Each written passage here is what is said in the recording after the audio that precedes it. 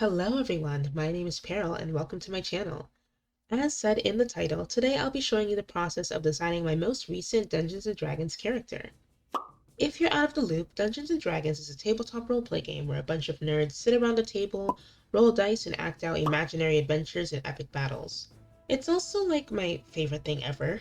Even if you don't know the game, you've probably seen it around. It's mentioned in Stranger Things or referenced under different names in cartoons. Anyways, I'll be designing a character named Fenris Novian, a battle-hardened elven blood hunter. When creating a new OC, the first thing I do is create a Pinterest board to bring all the abstract imagery in my head to life. It's a good way to get the general feel or aesthetic of a character, and it's a place to collect references for specific elements of their design. The original pitch of his campaign included a Frankenstein-like freakish monster encounter, so to fit the vibe, my idea for Fenris was to be an angsty hunter that suffered from lycanthropy, a monster that hunted other monsters. With that basis in mind, I moved on to a canvas. The next thing I did was make a list of the ideas I did and didn't want in his design. This included a general palette of reds and blues, a layered outfit, and a moody expression.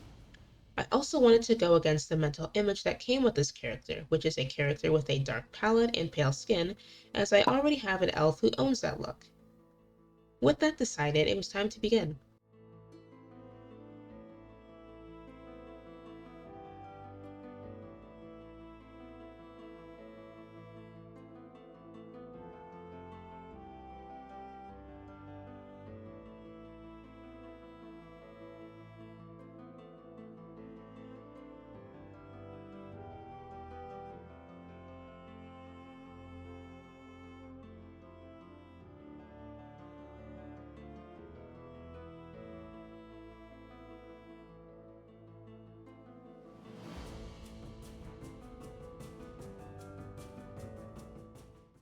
I really wanted Fenris's rough monster hunter role to be an incredibly present part of his design, as this is his livelihood, it's his daily lifestyle. He harbors a lot of rage and spends his time directing that towards monsters. His hair is long and unkempt because he doesn't care to take care of it. He has other priorities. One thing I thought was really cool was a scar that runs across his ear and face, insinuating that something clawed across his skin once while he was fighting.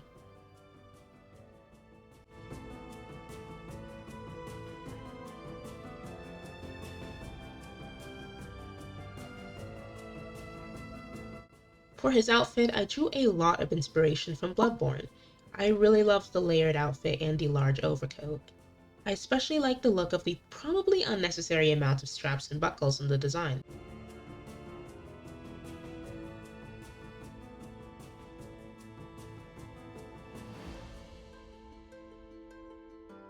This was a very simplified and messy drawing, but I still wanted to add a couple elements that further hint to his character, such as rips and tears in his clothes, blood vials from past kills, and a key, which I'll explain the use for later.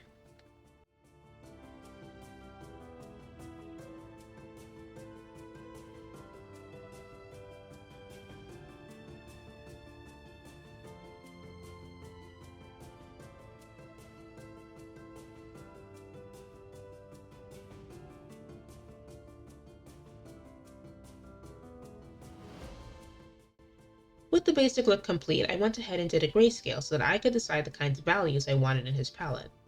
I'm not a professional at all, so there is probably a lot of room for critique here.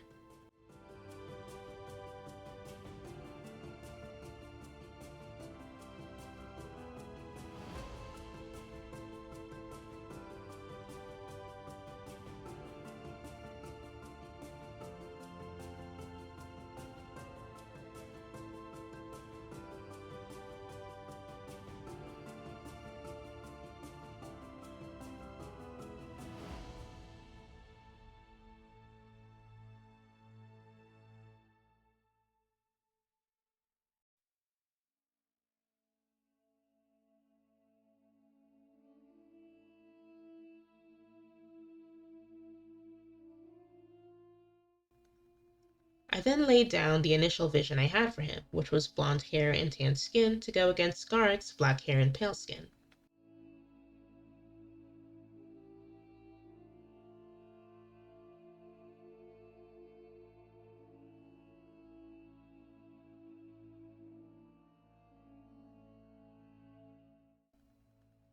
On an overlay layer, I began to pick and choose colors from the palettes I had in mind. I thought that the teal tone for the coat would be a lot more interesting than a flat gray, and that it would look nice with the blonde hair. I started to add in hints of red as well. Honestly, I didn't mean to go for the primary colors, but they are a nice trio nonetheless.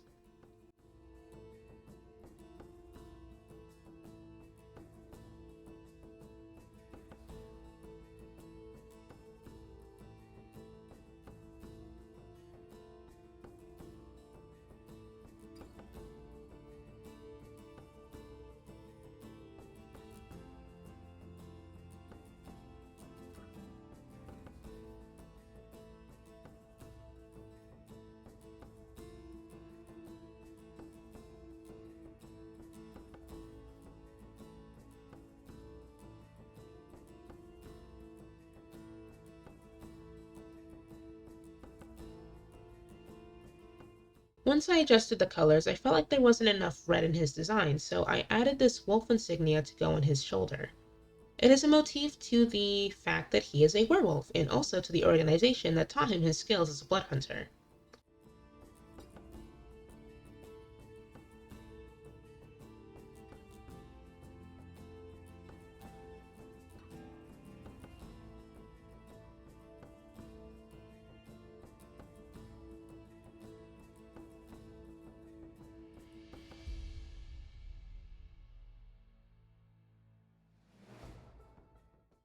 To add more interest, I put bloodstains in his coat and shoes to imply that he's often in battle and doesn't care to clean it.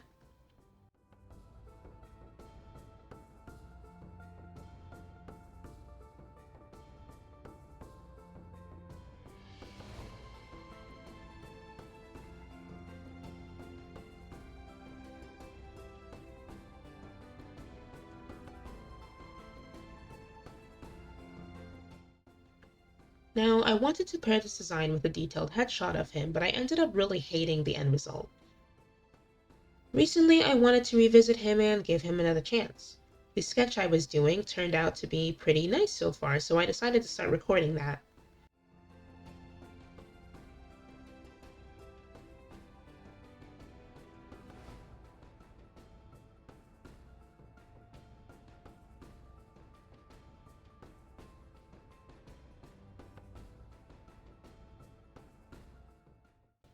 This is actually a good chance to share Fenris's story. Now, as I said, Fenris is a monster hunter that seems to always be out on the hunt. The reason for that is because his younger brother, Theo, had fallen ill with some unknown condition. The local doctors of their town didn't have the skills to treat him, so he approached the doctors of the nobles for help. There was a woman that agreed, however, the process would be incredibly expensive.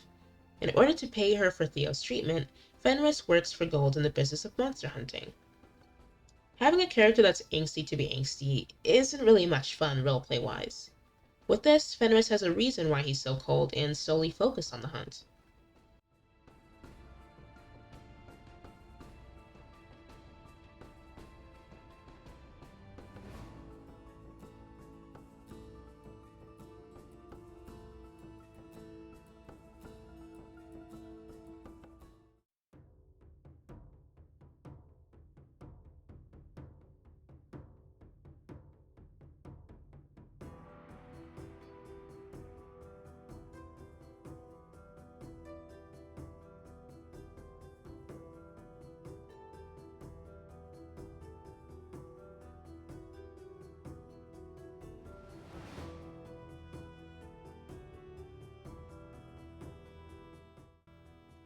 I also wanted to talk about the werewolf side of Fenris. His backstory isn't very fleshed out, so it's hard to say when he actually gains the curse. You could just say that it was a chance encounter in the woods that made him this way. Later down the line, Fenris is trained by the Order of the Lycan, which is his subclass, and taught to use blood magic in order to keep his curse under control.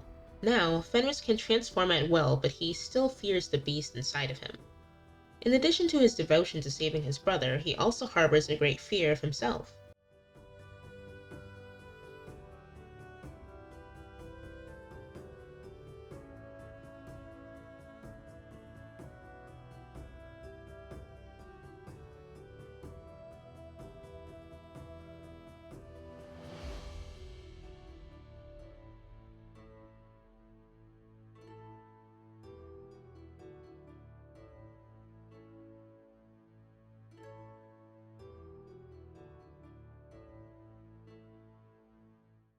Earlier I mentioned that Fenris carries a key on him. That key unlocks a chest that he travels with, which specifically carries different methods of killing monsters, such as holy symbols, stakes, holy water, and a silver dagger. While these items can be used during his own work, it also serves as a way for his companions to deal with him if he ever were to lose control. I think this part of his character is especially cool because what kind of werewolf is crazy enough to carry around silver? It's a good way to express his, I guess, maybe less moral side, a side where he is willing to let himself be killed. But it's also just a side that shows that he's not as mean and cold as he appears. He doesn't want to hurt the people around him, therefore he gives them the weapons they need to kill him, if need be.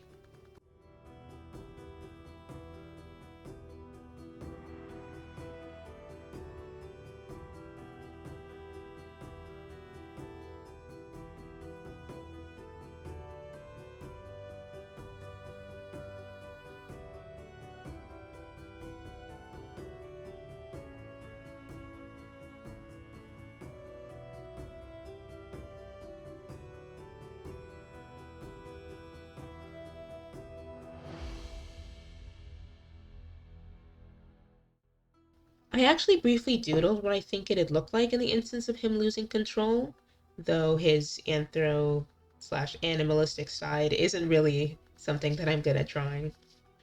Of course, the actual bloodlust mechanic that comes with his class is a lot less punishing than it sounds. First of all, he'd have to fall to less than half of his health, and in his werewolf form, he has a very high armor class. If he were to fall low, the numbers I'd have to get in order for his bloodlust to activate are actually pretty low, and on a dice with 20 sides, that means the chances are low too. Still, story-wise, it's a fun addition to his character.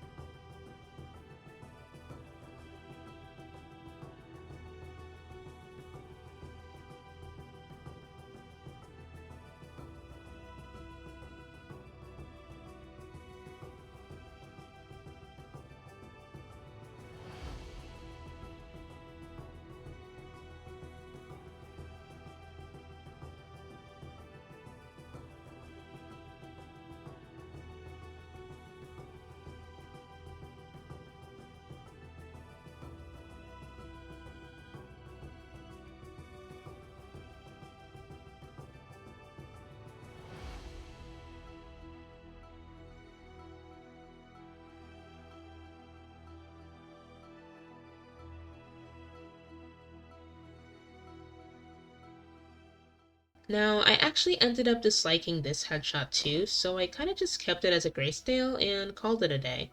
Maybe this is why Fenris is better off covering his face, because he's so damn frustrating to draw.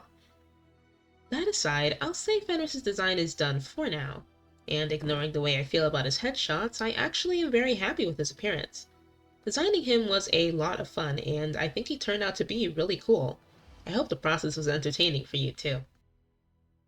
I'd really like to do more videos like this for future or past Dungeons & Dragons characters. If that's something you'd be interested in, please do subscribe and stick around. That'll be all from me for now, so thank you very much for watching, and I'll see you all next time. Bye!